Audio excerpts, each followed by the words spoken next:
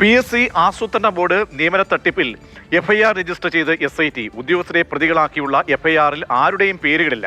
PSC-ൽ ക്രമക്കേട് നടന്നു എന്ന FIR-ന്റെ പകർപ്പ് മാതൃഭൂമി ന്യൂസിന് ലഭിച്ചു. വഞ്ചനാക്കുറ്റവും അഴിമതി നിരോധന നിയമവും ചുമത്തിയുള്ള FIR-ന്റെ പകർപ്പ് മാതൃഭൂമി ന്യൂസിന്. PSC പരീക്ഷാ ക്രമക്കേടുമായി ബന്ധപ്പെട്ടാണ് ക്രൈംബ്രാഞ്ച് കേസ് രജിസ്റ്റർ ചെയ്തിരിക്കുന്നത്. ആസൂത്രണ ബോർഡ് നിയമനവുമായി ബന്ധപ്പെട്ട പരീക്ഷയിൽ ക്രമക്കേട് നടന്നു എന്ന പരാതിയുടെ അടിസ്ഥാനത്തിലാണ് കേസ് രജിസ്റ്റർ ചെയ്തത്. VS ജയലാൽ എന്ന ആളാണ് പരാതിക്കാരൻ. ഇയാളുടെ പരാതി ആധാരമാക്കിയാണ് FIR രജിസ്റ്റർ ചെയ്തിരിക്കുന്നത്. ഈ FIR-ൽ 2 കുറ്റങ്ങളാണ് ചുമത്തിയിരിക്കുന്നത്. ഒന്ന് വിശ്വാസവഞ്ചന, മറ്റൊന്ന് അഴിമതി നിരോധന നിയമം. ഈ പരീക്ഷയുമായി ബന്ധപ്പെട്ട് ക്രമക്കേട് ആരോപണങ്ങൾ ഉയർന്നപ്പോൾ ഇതുമായി ബന്ധപ്പെട്ട് പരിശോധന നടത്താൻ SIT രൂപീകരിച്ചിരുന്നു. ക്രൈംബ്രാഞ്ച് IG അജിതാ ബീഗത്തിന്റെ നേതൃത്വത്തിൽ 3 അംഗ ഉദ്യോഗസ്ഥരാണ് ഈ അന്വേഷണം നടത്തിയത്. പെറ്റീഷൻ വെരിഫിക്കേഷനിൽ കൃത്യമായ ക്രമക്കേട് നടന്നു എന്ന് തെളിവ് സഹിതം അന്വേഷണ സംഘം കണ്ടെത്തി. തുടർന്നാണ് കേസ് രജിസ്റ്റർ ചെയ്ത് അന്വേഷണം നടത്താനുള്ള തീരുമാനത്തിലേക്ക് എത്തിയത്.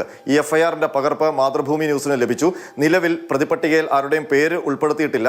PSC-യിലെ ഉന്നതരായ 2 ഉദ്യോഗസ്ഥരെ പ്രതിപട്ടികയിൽ ഉൾപ്പെടുത്തും. അവരുടെ പങ്കാളിത്തം സംബന്ധിച്ച് തെളിവ് ലഭിച്ചു എന്നാണ് SIT വ്യക്തമാക്കുന്നത്.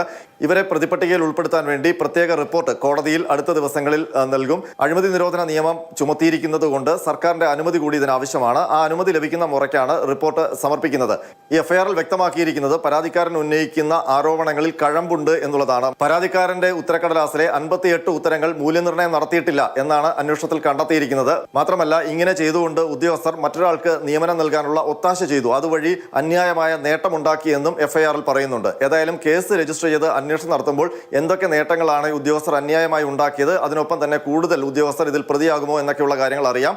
മറ്റ് ചില തസ്തികകളിലെ ക്രമക്കേടുകൾ കൂടി അന്വേഷണ പരിധിയിലുണ്ട്. അതിന്റെ പെറ്റീഷൻ എൻക്വയറി പൂർത്തിയാകുന്ന മുറയ്ക്ക് കേസെടുക്കണമോ വേണ്ടയോ എന്നുള്ള കാര്യത്തിൽ തീരുമാനമുണ്ടാകും. R. അനന്തകൃഷ്ണൻ, മാതൃഭൂമി ന്യൂസ്, തിരുവനന്തപുരം.